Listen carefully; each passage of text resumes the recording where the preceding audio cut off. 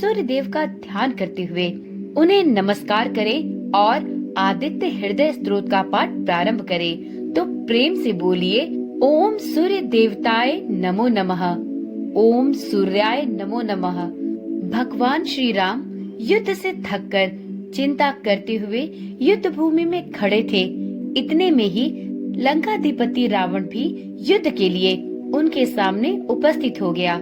यह देख ऋषि अगस्त मुनि, जो देवताओं के साथ युद्ध देखने के लिए आए थे, प्रभु श्री राम के पास जाकर बोले, सबके हृदय में रमण करने वाले महाबाहु राम, यह सनातन गोपनीय स्तोत्र सुनो। वत्स, इसके जप से तुम युद्ध में अपने समस्त शत्रुओं पर विजय प्राप्त कर लोगे। इस गोपनीय स्तोत्र का नाम है आदित्य हृदय। यह परम पवित्र और संपूर्ण शत्रुओं का नाश करने वाला है। इसके जप से सदा विजय की प्राप्ति होती है। यह नित्य अक्षय और परम कल्याणमय स्तोत्र है। संपूर्ण मंगलों का भी मंगल है। इससे सब पापों का नाश हो जाता है। यह चिंता और शोक को मिटाने वाला तथा आयु को बढ़ाने वाला और उत्तम साधन है। भगवान सूर्य अपनी अनंत किरणों से सुशोभित हैं। ये नित्य उदय होने वाले और देवता तथा असुरों से नमस्कृत विवस्वान नाम से प्रसिद्ध तथा प्रभा का विस्तार करने वाले और संसार के स्वामी हैं। तुम इनका रश्मि मते नमः, समुद्र यते नमः, देवासुर नमस्कृताय नमः, विविश्वते नमः, भास्कराय नमः, भुवनेश्वराय नमः, इन नाम मंत्रों के द्वारा पूजन करो। हे राम, समस्त देवता इन्हीं के स्वरूप हैं। ये तेज की राशि तथा अपनी किरणों से जगत को सत्ता एवं स्फूर्ति प्रदान करने वाले हैं। ये ही अपनी रश्मियों का प्रसार करके देवता और असुरों सहित संपूर्ण लोकों का पालन करने वाले हैं। ये ही ब्रह्मा, विष्णु, शिव स्कंद, प्रजापति, इंद्र, कुबेर, काल, यम, चंद्रमा, वरुण, पितर, वसु, साध्य, अश्विनी कुमार, मरुदगण, मनु, वायु, अग्नि, प्रजा, प्राण, ऋतुओं को प्रकट करने वाले तथा प्रभा के पुंज हैं।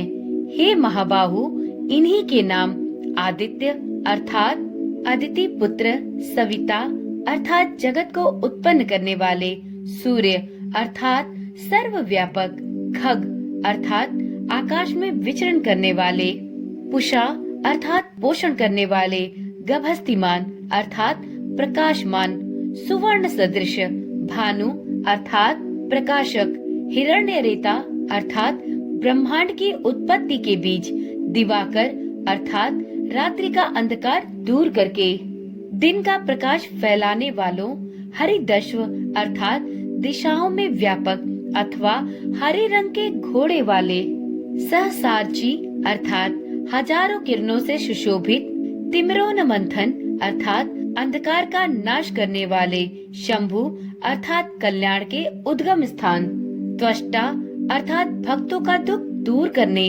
अथवा जगत का संहार करने वाले, अंशुमान अर्थात किरण धारण करने वाले, हिरण्यगर्भ अर्थात ब्रह्मा, शिशिर अर्थात स्वभाव से ही सुख देने वाले, तपन अर्थात गर्मी पैदा करने वाले, अहरकर अर्थात दिनकर, रवि अर्थात सबकी स्तुति के पात्र, अग्निगर्भ अर्थात अग्नि को गर्भ में धारण करने वाले, आदित्य पुत्र, शंख अर्थात आनंद स्वरूप एवं व्यापक, शिशिर नाशन अर्थात शीत का नाश करने वाले, व्योमनाथ अर्थात आकाश के स्वामी, तमोभेदी अर्थात अंधकार को नष्ट करने वाले, ऋग, यजु और सामवेद के पारगामी, धनी वृष्ट अर्थात धनी वृष्टि के कारण अपाम मित्र अर्थात जल को उत्पन्न करने वाले, विंध्यी थी प्लवंगम अर्थात आकाश में तीव्र वेग से चलने वाले, आतपी अर्थात घाम उत्पन्न करने वाले, मंडली अर्थात किरण समूह को धारण करने वाले, मृत्यु अर्थात मौत के कारण, पिंगल अर्थात भूरे रंग वाले, सर्वतापन अर्थात सबको ताप देने वाले, कवि अर्थात त्रिकालदर्शी, विश्व अर्थात सर्वस्वरूप महातेजस्वी, रक्त अर्थात लाल रंग वाले, सर्वभव उद्भव अर्थात सबकी उत्पत्ति के कारण, नक्षत्र ग्रह और तारों के स्वामी, विश्व भावन अर्थात जगत की रक्षा करने वाले, तेजस्वियों में भी अति तेजस्वी तथा द्वादश आत्मा अर्थात 12 स्वरूपों में अभिव्यक्त हैं। इन सभी नामों से प्रसिद्ध सूर्यदेव आपको मेरा नमस्कार है। पूर्व गिरि उद्याचल तथा पश्चिमी गिरि अस्ताचल के रूप में आपको नमस्कार है।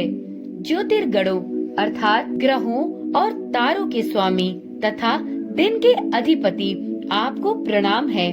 आप जय स्वरूप तथा विजय और कल्याण के दाता हैं। आपके रथ में हरे रंग के घोड़े जुते रहते हैं। आपको बारंबार नमस्कार है। सहस्त्र किरणों से सुशोभित भगवान सूर्य आपको बारंबार प्रणाम है। आप अदिति के पुत्र होने के कारण आदित्य नाम से प्रसिद्ध हैं। आपको नमस्कार है। उग्र वीर और सारंग सूर्य देव आपको नमस्कार है। कमलों को अपना तेज देकर विकसित करने वाले मार्तंड आपको नमस्कार है। आप ब्रह्मा शिव और विष्णु के भी स्वामी हैं। सूर्य आपकी संज्ञा है। यह सूर्य मंडल आपका ही तेज है। आप प्रकाश से परिपूर्ण हैं। सबको स्वाहा कर देने वाला अग्नि आपका ही स्वरूप है। आप रौद्र रूप धारण करने वाले हैं। आपको नमस्कार है। आप अज्ञान और अंधकार के नाशक हैं। जड़ता और शीत के निवारक तथा शत्रु का नाश करने वाले हैं। आपका स्वरूप अप्रमेय है। आप कृतघ्नों का नाश करने वाले संपूर्ण ज्योतियों के स्वामी और देव स्वरूप हैं। आपको नमस्कार है। आपकी प्रभा तपाए हुए स्वर्ण के समान है। आप हरि अर्थात अज्ञान का हरण करने वाले और विश्वकर्मा अर्थात संसार की सृष्टि करने वाले हैं। तम के नाशक प्रकाश स्वरूप और जगत के साक्षी हैं। आपको नमस्कार है। हे रघुनंदन, ये भगवान सूर्य ही संपूर्ण भूतों का संहार सृष्टि और पालन करते हैं। ये ही अपनी किरणों से गर्मी पहुंचाते हैं और वर्षा करते हैं। ये सब भूतों में अंतर्यामी रूप से स्थित होकर उनके सो जाने पर भी जागते रहते हैं। ये ही अग्निहोत्र तथा अग्निहोत्री पुरुषों को मिलने वाले फल हैं। यज्ञ में भाग ग्रहण करने वाले देवता, यज्ञ और यज्ञों के फल भी यही हैं। संपूर्ण लोकों में जितनी क्रियाएं होती हैं, उन सब का फल देने में ये ही पूर्ण समर्थ है।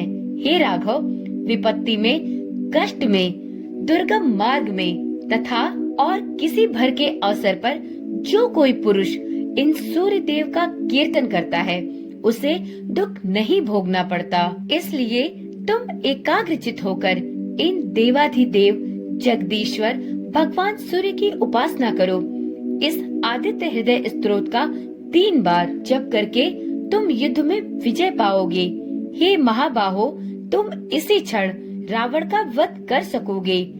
यह कहकर अगस्त्य जी जैसे ही आए थे उसी प्रकार चले गए। उनका उपदेश सुनकर परम तेजस्वी श्री रामचंद्र जी का शोक दूर हो गया। उन्होंने प्रसन्न होकर शुद्ध चित्त से श्री आदित्य हृदय को धारण किया और 3 बार आचमन करके शुद्ध होकर भगवान सूर्य की ओर देखते हुए 3 बार इस स्तोत्र का जप किया। इससे उन्हें बड़ा हर्ष हुआ।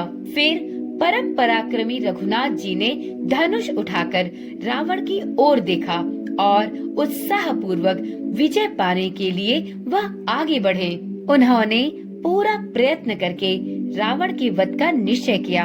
उस समय देवताओं के मध्य में खड़े हुए भगवान सूर्य ने प्रसन्न होकर श्री रामचंद्र जी की ओर देखा और निशाच राज रावण के विनाश का समय निकट जानकर हर्ष पूर्वक कहा, हे रघुनंदन, अब शीघ्र करो और इस राक्षस राज रावण का अंत करके पृथ्वी को पाप से मुक्त करो।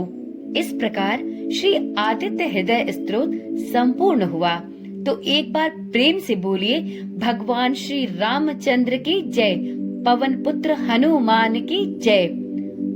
मित्रों, जिस प्रकार से श्री आदित्य हृदय स्तोत्र का पाठ करने से प्रभु श्री रामचंद्र जी को रावण से युद्ध में विजय प्राप्त हुई, उसी प्रकार से आप सभी श्रोतागण यदि इस आदित्य हृदय स्तोत्र का पाठ सच्चे मन से और पूरी श्रद्धा के साथ करेंगे तो निश्चय ही आपको आपके जीवन में सभी कार्यों में विजय की प्राप्ति होगी। तो एक बार प्रेम से बोलिए ओम सूर्य देवताय नमो नमः।